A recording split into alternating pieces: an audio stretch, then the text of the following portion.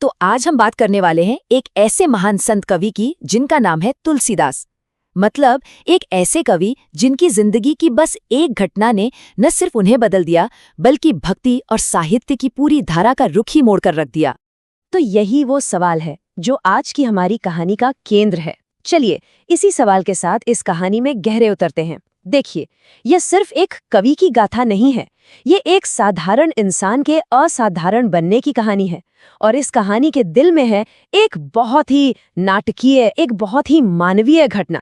तुलसीदास का समय था 16वीं सदी का भारत, और ये वो दौर था जब पूरे देश में भक्ति आंदोलन की एक जबरदस्त लहर चल रही थी।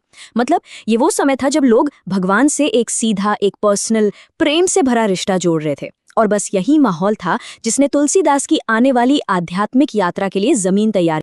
लेकिन एक महान कवि बनने तक का ये सफर ये आसान बिल्कुल नहीं था। उनकी जो शुरुआती जिंदगी थी वो संघर्षों से भरी हुई थी, और कह सकते हैं कि इन्हीं मुश्किलों ने उन्हें दुनियादारी से मोड़कर आध्यात्म की राह पर लाकर खड़ा कर दिया। तो जरा उनके जीवन के शुरुआती पड़ावों पर नजर डालते हैं। जन्म हुआ लगभग 1532 में। बचपन, जैसा कि हमने बात की, माता पिता से बिछुड़ने के बाद बहुत मुश्किलों में बीता।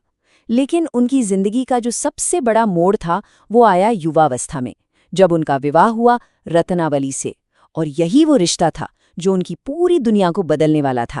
और बस यही वो पल था, यही वो निर्णायक क्षण था। हुआ ये कि अपनी पत्नी के प्रति उनकी गहरी आसक्ति उन्हें उनके पीछे पीछे खींच लाई थी। लेकिन रत्नावली के इन तीखे शब्दों ने उन्हें अंदर तक झकझोर कर रख दिया। सोचिए, एक पत्नी के लिए जो उनका सांसारिक प्रेम था वो सीधा ईश्वर के प्रेम में बदल गया।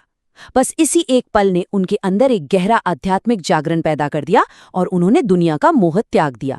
तो वैराग्य लेने के बाद तुलसीदास ने अपनी सारी की सारी ऊर्जा भगवान राम की भक्ति में झोंक दी। और इसी अथाह भक्ति से जन्म हुआ उनकी सबसे महान, सबसे कालजयी रचना का रामचरितमानस। रामचरितमानस, जरा इसके नाम का अर्थ देखिए, कितना सुंदर है। राम के चरित्र का सरोवर। मतलब ये सिर्फ एक महाकाव्य नहीं है, ये तो जैसे पूरी मानवता के लिए एक गाइडबुक की तरह है जो हमें भक्ति और सही आचरण का रास्ता दिखाती है। अब ये जो विशाल महाकाव्य है ये 7 अध्यायों में बटा है, जिन्हें कांड कहा जाता है। और असल में ये भगवान राम के पूरे जीवन की यात्रा है, उनके बचपन से लेकर अयोध्या के राजकुमार बनने, फिर वनवास और आखिर में लंका के युद्ध तक। हर एक कांड जिंदगी का एक नया अध्याय और एक नई सीख हमारे सामने रखता है। लेकिन कहानी यहीं खत्म नहीं होती। तुलसीदास की प्रतिभा सिर्फ रामचरितमानस तक ही सीमित नहीं थी, बिल्कुल नहीं। उन्होंने तो भक्ति साहित्य का एक बहुत विशाल और बहुत विविध खजाना तैयार किया। अब ये चीज बहुत दिलचस्प है, उनकी भाषाई निपुणता। देखिए, उन्होंने अपने समय की 2 सबसे बड़ी साहित्यिक भाषाओं, अवधी और ब्रज भाषा, दोनों पर कमाल की महारत हासिल की। जहां एक तरफ उन्होंने महाकाव्यों के लिए अवधी का इस्तेमाल किया, वहीं दूसरी तरफ जब बात मधुर और भक्ति से भरे गीतों की आई तो उन्होंने ब्रजभाषा को चुना। चलिए उनकी कुछ और रचनाओं पर भी एक नजर डालते हैं। विनय पत्रिका को आप एक तरह से भगवान राम को लिखी गई अर्जियों का संग्रह समझ सकते हैं। फिर है दोहावली, जिसमें नैतिकता और ज्ञान से भरे हुए दोहे हैं। और हाँ, हनुमान चालीसा, जिसे उन्होंने अवधी में लिखा, वो तो आज भी करोड़ों लोगों के लिए शक्ति और शांति का सबसे बड़ा स्रोत है। और उनकी कलम यहीं पर नहीं रुकी। उन्होंने जानकी मंगल में राम और सीता के विवाह का जश्न मनाया। तो वहीं हनुमान बाहु की रचना उन्होंने खुद के शारीरिक कष्टों से मुक्ति पाने के लिए की। इससे क्या पता चलता है? इससे ये पता चलता है कि उनकी भक्ति जीवन के हर पहलू से जुड़ी थी, चाहे वो खुशी का पल हो या पीड़ा का। हर रचना का एक अलग भाव था, एक अलग मकसद था।